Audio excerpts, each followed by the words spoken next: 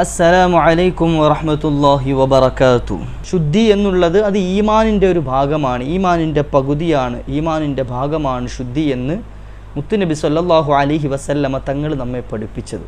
ജനാബത്തായ ആൾ ജനാബത്ത് കുളിക്കുമ്പോൾ എന്തൊക്കെയാണ് ശ്രദ്ധിക്കേണ്ടത്? പലപ്പോഴും നമ്മുടെ ജീവിതത്തിൽ വരാവുന്ന ചില സംശയങ്ങൾ, നമുക്ക് നിർബന്ധമായി അറിഞ്ഞിരിക്കേണ്ട ചില മസ്അലകൾ, അതാണ് ഇന്ന് ഇൻഷാ അല്ലാഹ് ഈ വീഡിയോയിലൂടെ നമ്മൾ ചർച്ച ചെയ്യാൻ ഉദ്ദേശിക്കുന്നത്. അള്ളാഹു ഈ വോയിസ് കേൾക്കുന്ന എല്ലാ ആളുകൾക്കും അർഹമായ പ്രതിഫലം നൽകുമാറാകട്ടെ. ദീൻ പഠിക്കാനും അതനുസരിച്ച് അമൽ ചെയ്യാനും നാളെ ആ ദീൻ നമുക്ക് പഠിപ്പിച്ചു തന്ന നേതാവ് ഹബീബായ റസൂലുള്ളാഹി സ്വല്ലല്ലാഹു അലൈഹി വസല്ലമ തങ്ങളോടൊപ്പം സ്വർഗ്ഗലോകം പുൽകാനും അള്ളാഹു നമുക്കൊക്കെ ഭാഗ്യം നൽകുമാറാകട്ടെ.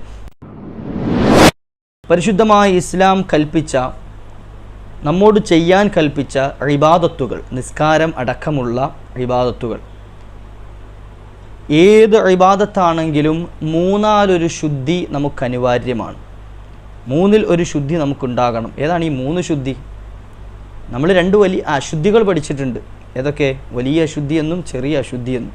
എന്നാൽ ശുദ്ധികൾ ഏതൊക്കെയാണ് എന്ന് തീർച്ചയായും മൂന്ന് ശുദ്ധിയെ നമ്മളെങ്ങനെ തരംതിരിക്കും? ഒന്ന്, ശാരീരിക ശുദ്ധി, നമ്മുടെ ശരീരം ശുദ്ധിയാക്കൽ. രണ്ടാമത്തത് സാമ്പത്തിക ശുദ്ധി, സക്കാത്ത് പോലത്തത് കൊണ്ട് നമ്മൾ ശുദ്ധീകരിക്കുന്ന നമ്മുടെ സമ്പത്തിൻ്റെ ശുദ്ധി. മൂന്നാമത്തത് മാനസികമായ ശുദ്ധിയാണ്, ഖൽബ് നന്നാകുക. നമ്മൾ ആ ഭാഗത്തേക്ക് ഇപ്പോൾ കടക്കുന്നില്ല ഇൻഷാ അല്ലാഹ്. ശാരീരിക ശുദ്ധി, അശുദ്ധികൾ പലതരത്തിലുണ്ട് എന്ന് ഫിഖ്ഹിൻ്റെ ഗ്രന്ഥങ്ങളിൽ നമ്മൾ പഠിച്ചതാണ്. ഒന്ന്, വലിയ അശുദ്ധി എന്ന വിഭാഗവും രണ്ട്, ചെറിയ അശുദ്ധി എന്ന വിഭാഗവും. അതായത് മലമൂത്രദ്വാരങ്ങളിൽ കൂടി മനിയല്ലാത്തത് പുറപ്പെടുക, ഉറക്കം കൊണ്ടോ മറ്റോ ബുദ്ധിസ്ഥിരത നീങ്ങുക, അതുപോലെ മനുഷ്യൻ്റെ പള്ള കൊണ്ട്, കൈയുടെ പള്ള കൊണ്ട് മനുഷ്യൻ്റെ ഗുഹ്യസ്ഥാനത്ത് തൊടുക, അതുപോലെ മുതിർന്നവരും അന്യരുമായ സ്ത്രീ പുരുഷന്മാരുടെ തൊലി തമ്മിൽ ചേരുക. ഈ ഒരു 4 കാര്യങ്ങൾ ഉണ്ടായിക്കഴിഞ്ഞാൽ അവൻ്റെ വുളൂ മുറിഞ്ഞു പോകും, അവൻ ചെറിയ അശുദ്ധിക്കാരനാകും. അപ്പോൾ ആ ചെറിയ അശുദ്ധിയിൽ നിന്നും അവന് ശുദ്ധിയാകണമെങ്കിൽ, പിന്നെയും ശുദ്ധിയിലേക്ക് കടന്നു വരണമെങ്കിൽ അവൻ അവിടെ ശ്രദ്ധിക്കേണ്ടത് വുളൂ എന്ന കടമ്പയാണ്. വുളൂ എന്ന ആ ഒരു പ്രക്രിയ, ആ ഒരു പ്രവർത്തനം അവനിൽ നിന്നുണ്ടായിക്കഴിഞ്ഞാൽ, വുളൂ ചെയ്തു കഴിഞ്ഞാൽ അവൻ വീണ്ടും ശുദ്ധിയിലേക്ക് കടന്നു വന്നു. എന്നാൽ ചില സംഗതികൾ കൊണ്ട് വലിയ അശുദ്ധിയിലേക്ക് മനുഷ്യൻ കടക്കും, വലിയ അശുദ്ധിക്കാരനാകുക. എങ്ങനെയാണ് വലിയ ശുദ്ധിയാകുക? ഒന്ന്, മനിയ് പുറപ്പെടുക, ഇന്ദ്രിയം പുറപ്പെടുക, അല്ലെങ്കിൽ സംയോഗം നടക്കുക, സ്ത്രീ പുരുഷന്മാർ തമ്മിൽ അവർ സംയോഗം നടക്കുക, അല്ലെങ്കിൽ ഹൈദ് രക്തം നിൽക്കുക, നിഫാസ് രക്തം നിൽക്കുക, പ്രസവിക്കുക, ഷഹീദ് ഒഴികെയുള്ള മരണം, ഇതുപോലെയുള്ള സംഗതികൾ കൊണ്ട് വലിയ അശുദ്ധിക്കാരനാവും, ജനാബത്തുകാരനാവും, കുളി നിർബന്ധമാകും. ഈ കുളി നിർബന്ധമാകുന്ന സമയം നമ്മൾ ആ കുളി, നിർബന്ധമായ കുളി പൂർത്തീകരിക്കാതെ അല്ലെങ്കിൽ ചെയ്യാതെ നമ്മുടെ അമലുകളിലേക്ക് നമുക്ക് തിരിയാൻ സാധ്യമല്ല. വുളൂ ഇല്ലാത്ത ഒരാൾക്ക് ഹറാമാകുന്ന സംഗതികളേക്കാൾ കൂടുതൽ കുളി നിർബന്ധമായ ഒരാൾക്ക് ഹറാമാകും.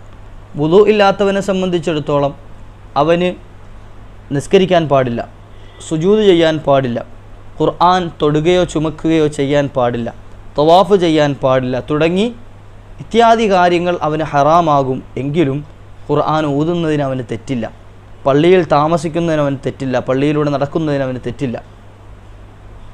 എന്നാൽ വലിയ അശുദ്ധിക്കാരനായാലോ, ഈ പറഞ്ഞ സംഗതികളൊക്കെ അവന് ഹറാമാകുന്ന കൂട്ടത്തിൽ അവന് ഖുർആൻ ഓതൽ ഹറാമാകും. അത് കണ്ടുകൊണ്ടും ഓതാൻ പാടില്ല, കാണാതെയും ഓതാൻ പാടില്ല. ഖുർആൻ എന്ന നിലയ്ക്ക് ഓതൽ ഹറാമാണ്. അതുപോലെ തന്നെ വുളൂ ഇല്ലാത്തവന് പള്ളിയിൽ ഇരിക്കുന്നത് കൊണ്ടോ അവിടെ കിടക്കുന്നത് കൊണ്ടോ ഒന്നും തെറ്റില്ല, കുഴപ്പമില്ല. പക്ഷേ വലിയ അശുദ്ധിക്കാരനായി കഴിഞ്ഞാൽ, ജനാബത്തുകാരനായി കഴിഞ്ഞാൽ, ഈ പള്ളിയിൽ താമസിക്കലും അതുപോലെ തന്നെ പള്ളിയിൽ അതിലൂടെ സഞ്ചരിക്കലും കിടക്കലുമൊക്കെ വിട്ടുകിടക്കലല്ലാതെ, അതായത് ഒരു സ്ഥലത്ത് നിന്ന് മറ്റൊരു സ്ഥലത്തേക്ക് പോകാൻ വേണ്ടി പള്ളി മുറിച്ച് കിടക്കലല്ലാതെ വേറെ മാർഗമില്ല. എന്നാൽ എന്ത് ചെയ്യാം? അങ്ങനെ വിട്ടുകിടക്കാം. അല്ലാതെ പള്ളിയിലൂടെ അങ്ങോട്ടും ഇങ്ങോട്ടും വെറുതെ നടക്കുക, അതൊന്നും പരിശുദ്ധമായ ഇസ്ലാം അനുവദിക്കുന്നില്ല. അതൊക്കെ ഹറാമാണ്, നിഷിദ്ധമാണ്. ഇനി എങ്ങനെയാണ് ഒരാൾ ശുദ്ധിയാകേണ്ടത്? നമുക്കറിയാം, കുളി നമ്മൾ ശ്രദ്ധിക്കേണ്ട ചില വിഷയങ്ങളുണ്ട്. നമ്മൾ സാധാരണ കുളിക്കുന്നത് പോലെ പെട്ടെന്ന് പോയി വെള്ളം ഒഴിച്ച് സോപ്പ് തേച്ച് കളഞ്ഞ് പോന്നാൽ പോരാ. മറിച്ച് നീയത്ത് നിർബന്ധമാണ്. വലിയ അശുദ്ധിയുടെ കുളിയിൽ നിന്നും വലിയ ശുദ്ധിയുടെ കുളിക്കുമ്പോൾ അവിടെ നീയത്ത് നിർബന്ധമാണ്. ഒന്നിരിക്കൽ ജനാബത്തിനെ ഉയർത്താൻ വേണ്ടി, നീക്കാൻ വേണ്ടി ഞാൻ കുളിക്കുന്നു എന്ന് കരുതാം. അല്ലെങ്കിൽ വലിയ ശുദ്ധിയിൽ നിന്ന് ശുദ്ധിയാകാൻ വേണ്ടി ഞാൻ കുളിക്കുന്നു എന്ന് കരുതാം. ഇല്ലെങ്കിലോ കുളിയുടെ ഫർദിനെ വീടുവാൻ വേണ്ടി ഞാൻ കുളിക്കുന്നു എന്ന് കരുതി. ഇങ്ങനെ ആ ഫർദ് നീങ്ങുന്ന രൂപത്തിലുള്ള നീയത്ത് വെച്ചുകൊണ്ടായിരിക്കണം കുളിക്കേണ്ടത്. നമ്മളിൽ എത്ര പേര് അങ്ങനെ ചെയ്യുന്നുണ്ട് എന്നെനിക്കറിയില്ല. ഇനി ആരെങ്കിലും അറിവില്ലാത്തതിൻ്റെ പേരിൽ വിട്ടുപോയിട്ടുണ്ട് എങ്കിൽ അള്ളാഹു പൊരുത്തപ്പെട്ട് തരുമാറാകട്ടെ. അള്ളാഹിനോട് പശ്ചാത്തപിച്ചാൽ അള്ളാഹു പൊരുത്തപ്പെട്ട് തരും. ഇനി അറിഞ്ഞതിന് ശേഷവും നമ്മൾ പിന്നെ മറക്കാൻ പാടില്ല. നീയത്ത് വെച്ചിട്ട് തന്നെ എന്ത് ചെയ്യണം? കുളിക്കണം. മുമ്പൊരിക്കൽ ഞാനൊരു ക്ലാസ്സിൽ ഇങ്ങനെ ഈ കുളിയുടെ മസാല പറഞ്ഞുകൊണ്ടിരിക്കുന്ന സമയം കുളിക്ക് നീയത്തുണ്ട്, നീയത്ത് ഇങ്ങനെയാണ് ചെയ്യേണ്ടത് എന്നൊക്കെ പറഞ്ഞപ്പോൾ ഒരു ചെറുപ്പക്കാരൻ എഴുന്നേറ്റ് നിന്ന് ചോദിക്കുക. ചെറുപ്പക്കാരൻ എന്ന് പറഞ്ഞാൽ ഒരു 10-35 വയസ്സുണ്ടാകും. ആ മനുഷ്യൻ എഴുന്നേറ്റ് നിന്ന് എൻ്റെ അടുത്ത് ചോദിച്ചൊരു ചോദ്യം, ഉസ്താദേ കുളിക്കൊക്കെ നീയത്തുണ്ടോ എന്നാണ്. കുളിക്കൊക്കെ നീയത്തുണ്ടോ? ഞാൻ അത്ഭുതപ്പെട്ടു പോയി. കാരണം എന്താ, ഈ 35 വർഷത്തിനിടയിൽ എത്രയോ തവണ അയാൾ ജനാബത്തുകാരനായിട്ടുണ്ടാവും, എത്രയോ തവണ വലിയ ശുദ്ധിക്കാരനുണ്ടാവും, ഇയാൾക്ക് 2-3 മക്കളുണ്ട്, എന്തായാലും അദ്ദേഹം ഭാര്യയുമായിട്ട് ബന്ധപ്പെട്ടിട്ടുണ്ടാവും, ജനാബത്തുകാരനായിട്ടുണ്ടാവും. ഈ കുളിയൊക്കെ കുളിച്ചത് നീയത്തില്ലാതെയല്ലേ? എത്രയോ നിസ്കാരങ്ങൾ അതിന് ശേഷം അദ്ദേഹം നിസ്കരിച്ചിട്ടുണ്ടാവും, എത്രയോ തവണ ഖുർആൻ പാരായണം ചെയ്തിട്ടുണ്ടാവും, എത്രയോ തവണ പള്ളിയിൽ കയറിയിട്ടുണ്ടാവും. ഇതൊക്കെ അവന് ഹറാമായ രൂപത്തിലല്ലേ അവൻ്റെ അക്കൗണ്ടിലേക്ക് കയറിയിട്ടുള്ളത്. അള്ളാഹു പുറത്തു കൊടുക്കുമാറാട്ടെ. ഞാൻ സാന്ദർഭികമായി ഓർമ്മപ്പെടുത്തിയതാണ്. അപ്പോൾ ഇങ്ങനെ പല ആളുകളും നമ്മളുടെ ഇടയിലുണ്ടാകും. നമ്മൾ ശ്രദ്ധിക്കേണ്ടത് നീയത്തോടു കൂടിയിട്ടാകണം കുളിക്കേണ്ടത്. നീയത്ത് അനിവാര്യമാണ്, നിർബന്ധമാണ്. കുളിക്ക് 2 ഫർദുകളേ ഉള്ളൂ. അതിലൊന്ന് നീയത്ത് ചെയ്യുക.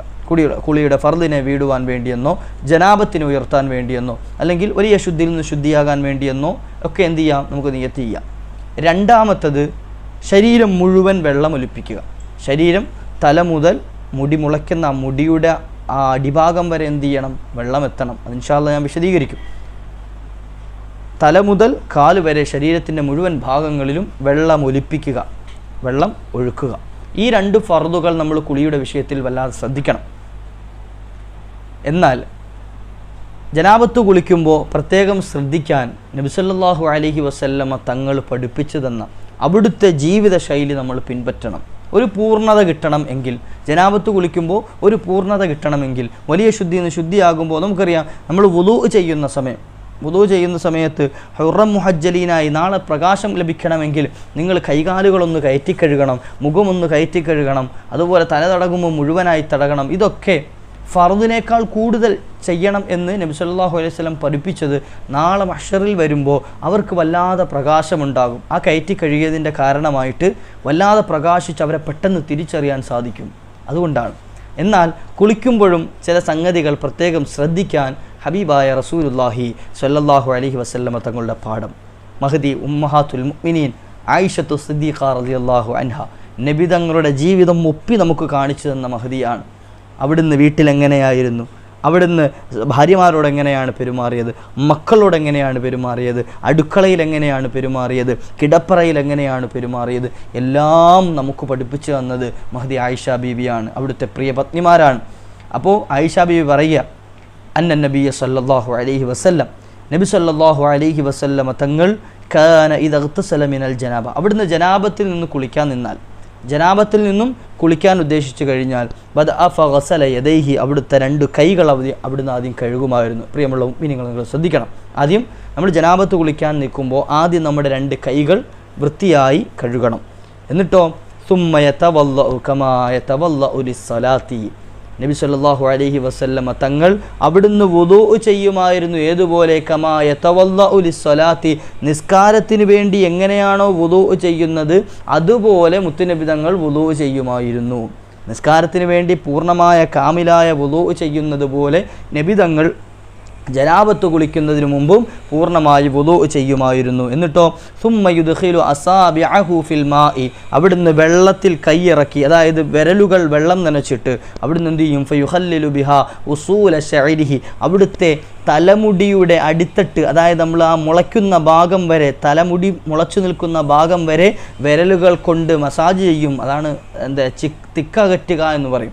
വിരലുകൾ കൊണ്ട് എന്ത് ചെയ്യും? നല്ലതുപോലെ ആ വെള്ളമെത്തുന്ന രൂപത്തിൽ, അടിയിലേക്ക് മുടിയുടെ ഉള്ളിലേക്ക് വെള്ളമെത്തുന്ന രൂപത്തിൽ വിരലുകൾ കൊണ്ട് തങ്ങൾ മസാജ് ചെയ്യുമായിരുന്നു തല. എന്നിട്ടോ സുമ്മ യസുബ്ബു അലാ റഅ്സിഹി, അവിടുത്തെ തലയിലേക്ക് അവിടുന്ന് ചൊരിക്കും ഒഴിക്കും. സലാസ ഖുറഫിൻ ബിയദിഹി, അവിടുത്തെ കൈകൾ കൊണ്ട് 3 കോരൽ വെള്ളം എന്ത് ചെയ്യും? ഈ തലയിൽ ഒഴിച്ച് ആദ്യം കഴുകും. മനസ്സിലായോ എങ്ങനെയാണെന്ന്? ആദ്യം 2 കൈകൾ കഴുകി, പിന്നെ അവിടുന്ന് നല്ലതുപോലെ വുളൂ ചെയ്ത്, നിസ്കാരത്തിന് വുളൂ ചെയ്യുന്നത് പോലെ വുളൂ ചെയ്തതിന് ശേഷം അവിടുത്തെ വിരലുകൾ നനച്ച് തലയുടെ ഉള്ളിലേക്ക് അവിടുത്തെ മുടി മുളയ്ക്കുന്ന ഭാഗം വരെ എന്ത് ചെയ്യും? തല നല്ലതുപോലെ തിക്കകറ്റിയതിന് ശേഷം അവിടുത്തെ തല 3 തവണ കഴുകും. എന്നിട്ടോ സുമ്മ യുഫീദുൽ മാ അലാ ജിൽദിഹി കുല്ലി, അവിടുത്തെ ശരീരം മുഴുവൻ അവിടുന്ന് എന്ത് ചെയ്യും? വെള്ളമൊഴിക്കുമായിരുന്നു. ഇതാണ് നബി സല്ലല്ലാഹു അലൈഹി വസല്ലം തങ്ങളുടെ കുളി. ഇങ്ങനെയാകണം. നമ്മൾ കുളിക്കാൻ നിൽക്കുമ്പോൾ വെറുതെ കുറേ വെള്ളം കോരി ഒഴിച്ച് സോപ്പും തേച്ച് വന്നാൽ പോരാ. നമ്മൾ കുറച്ച് കാര്യങ്ങളൊക്കെ ശ്രദ്ധിച്ച് അതബോടുകൂടി ചെയ്ത 2 കൂലി, ഒന്ന് കുളിച്ച ശുദ്ധിയായതിൻ്റെ കൂലിയും അതിനപ്പുറത്തേക്ക് നബി സല്ലല്ലാഹു അലൈഹി വസല്ലം തങ്ങളുടെ സുന്നത്തെടുത്ത കൂലിയും നമുക്ക് ലഭിക്കും. എത്ര കൂലിയാണ് ലഭിക്കുന്നത്? അവിടുത്തെ പിൻപറ്റിക്കഴിഞ്ഞാൽ അൽ മർഉ മഅമൻ അഹബ്ബ, ഒരു മനുഷ്യൻ ആരെയാണോ ഇഷ്ടപ്പെടുന്നത്, ആരെയാണോ സ്നേഹിക്കുന്നത്, അവരുടെ കൂടെ ആയിരിക്കും നാളെ ഉണ്ടാവുക. അപ്പോൾ മുത്തുനബി തങ്ങളെ പിൻപറ്റുകയും അവിടുത്തെ സ്നേഹിക്കുകയും ചെയ്ത് അവിടുത്തെ പ്രവർത്തനങ്ങൾ നമ്മൾ പിൻപറ്റിക്കഴിഞ്ഞാൽ നാളെ മുത്തുനബി തങ്ങളുടെ കൂടെ ആ മഹ്ശറിൽ നിൽക്കാനും സ്വർഗത്തിലൊക്കെ ഒരുമിച്ച് കൂടാനും അള്ളാഹു ഭാഗ്യം തരും. അള്ളാഹു അനുഗ്രഹിക്കുമാറാകട്ടെ. മറ്റൊരു ഹദീസിൽ കാണാം, നബി തങ്ങൾ വുളൂ ചെയ്യുമ്പോൾ കാൽഭാഗം കാല് കഴുകൂല, ബാക്കിയുള്ള അവയവങ്ങളൊക്കെ കഴുകിയതിന് ശേഷം അവിടെ നിന്ന് ഇതുപോലെ കുളിച്ച് അവസാനം ആ കുളിപ്പറയിൽ നിന്ന് പുറത്തേക്ക് ഇറങ്ങും, ബാത്റൂമിൽ നിന്ന് പുറത്തേക്ക് ഇറങ്ങുന്ന സമയത്ത് ലാസ്റ്റാണ് എന്ത് ചെയ്തിരുന്നത്? കാല് കഴുകിയിരുന്നത്. അവസാനം കാല് കഴുകും. കാലിലെന്തെങ്കിലും പിന്നെ നെസോ കച്ചറകളോ ആയിക്കഴിഞ്ഞാൽ അതൊന്നും കഴുകിക്കളയാൻ വേണ്ടി അവസാനത്തേക്ക് എന്ത് ചെയ്യും?